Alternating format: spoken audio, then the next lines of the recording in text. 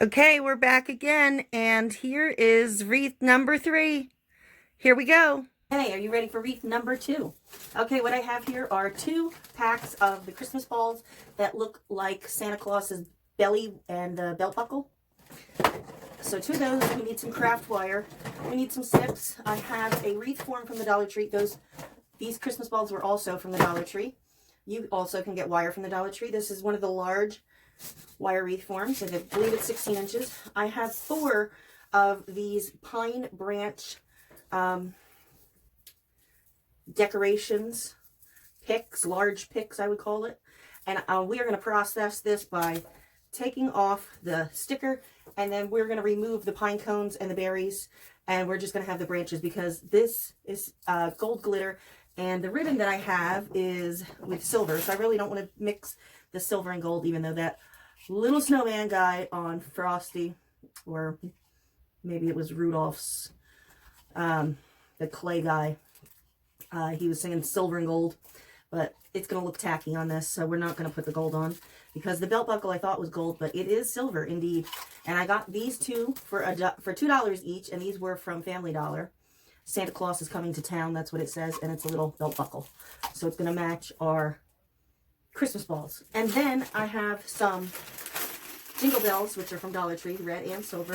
And then we have 5 of the Santa heads that say ho ho ho that are ornaments. I don't know if we'll use all 5, but we have 5. We'll see what happens as we go along.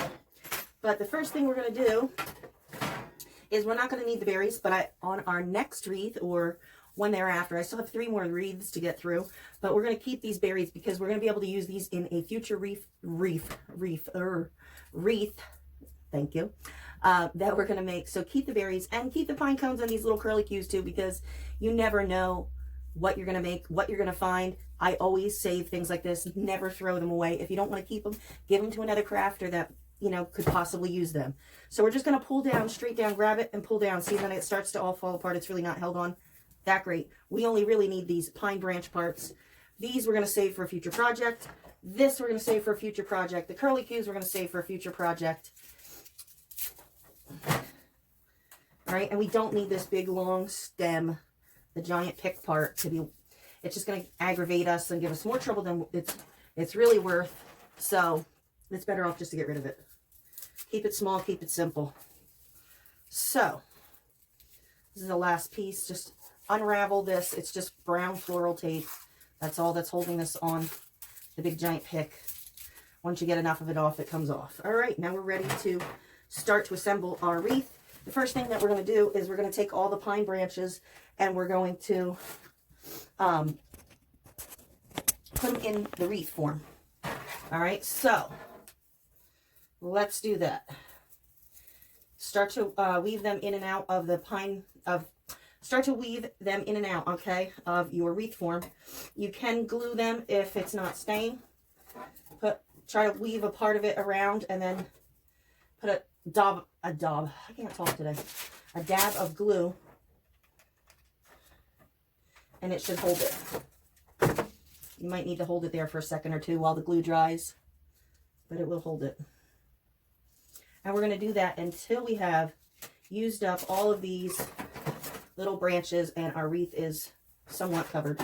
Don't freak out if there's a lot of bald spots, because we're going to fix that. We're going to have balls on it. We're going to have ribbon on it. We're going to have stuff that's going to cover up the bald spots on your wreath.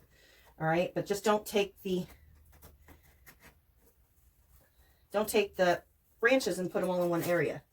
All right, you want them to go around your wreath, filling it in, and just keep going in and filling it in. All right, I'm going to keep filling mine in. You keep filling yours in. When I am done with that, I'll meet you back here. Okay, here we have our wreath. We're going to fix it up now.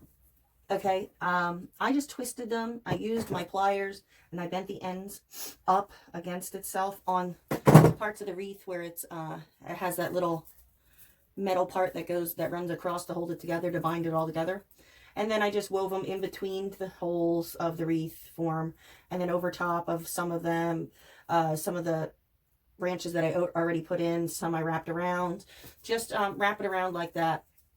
And we're going to try to fill it in the best we can with other things, okay? So The next thing you can do is put on your large ribbon and wind that around. Okay.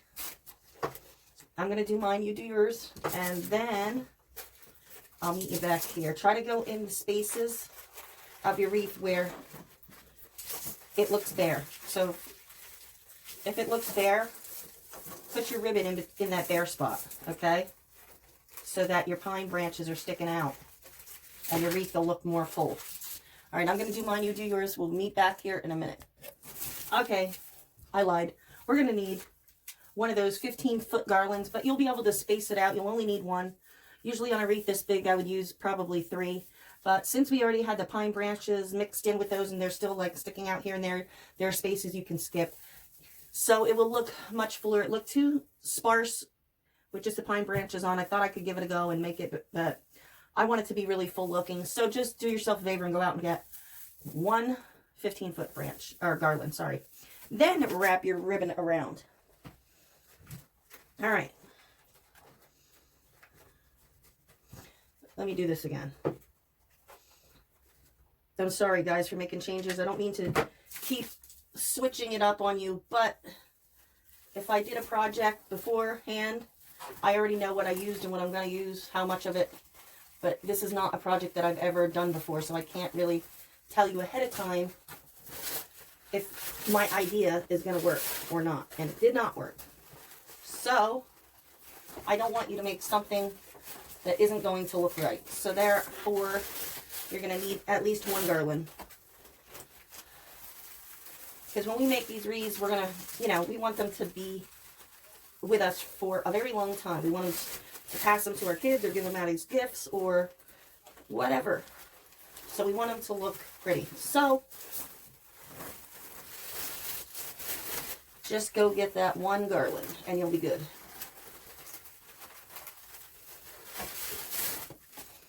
I still like it with the pine branches on. I think it makes it really super full. And I wanted to get rid of them and use them up. And I think it's going to look much better now.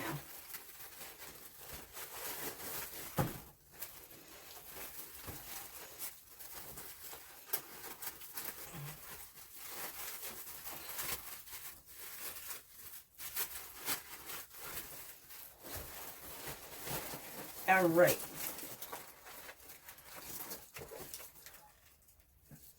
And we're just going to glue this ribbon to itself in the back. And we're going to cut it with some scissors.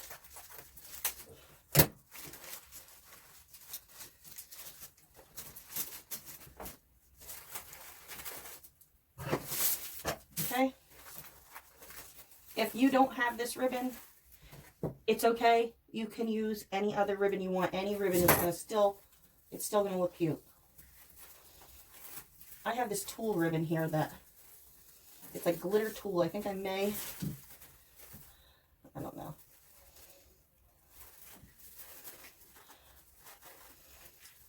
I don't want to cover up too much of the green. I think we're going to leave it off.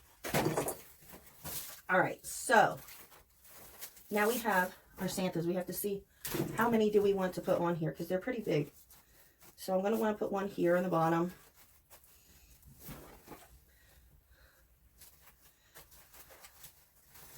I think I'm going to put 3 on mine.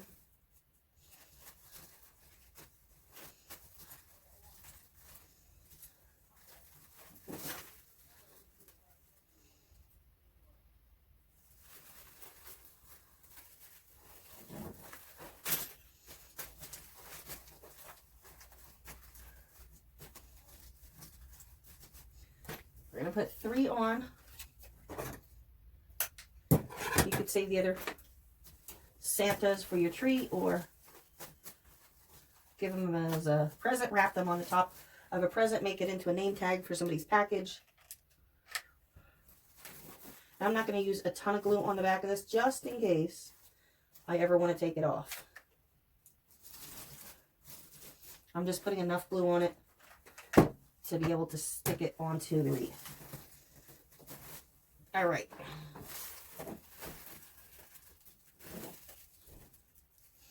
Now,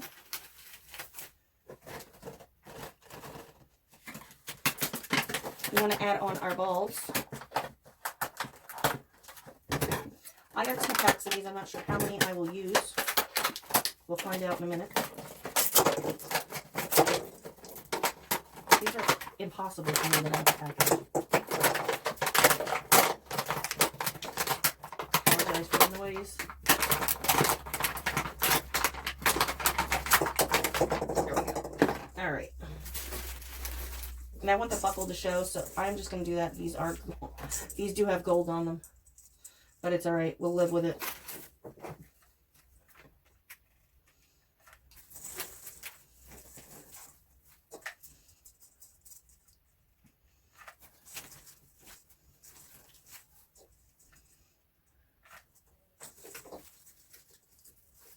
I'm just putting one in each of the bare spots where you can see the pine branch and the greenery.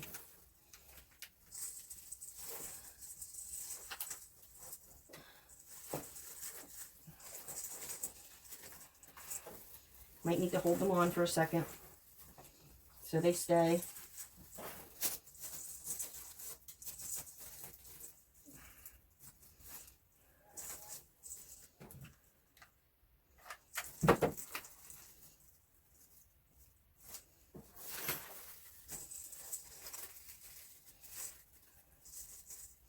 And then the next thing we're going to need are some jingle bells.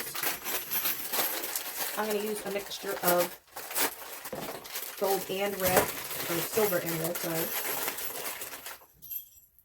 And these are so tiny, so be super careful when you're putting these on.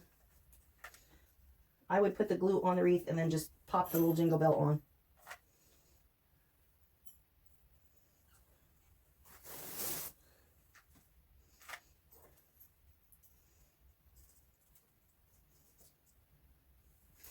You know what? I might just use all silver bells on this. I think I'm just going to use the silver, even though I have the red as well. If you want to use the red, you could use the red, but I think I'm just going to do silver.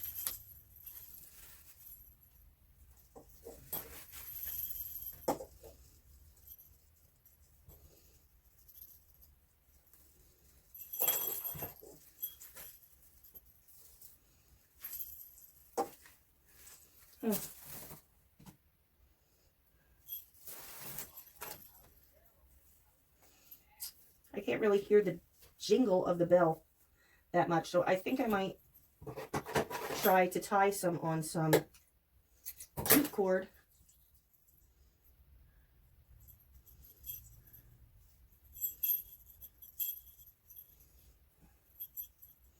That's what we'll do.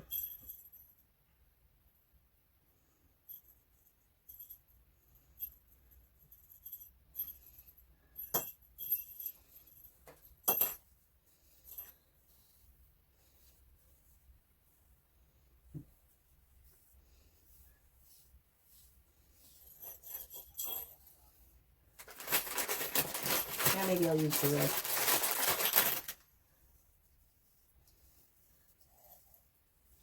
And I'll just alternate them on the jute cord, silver and then red.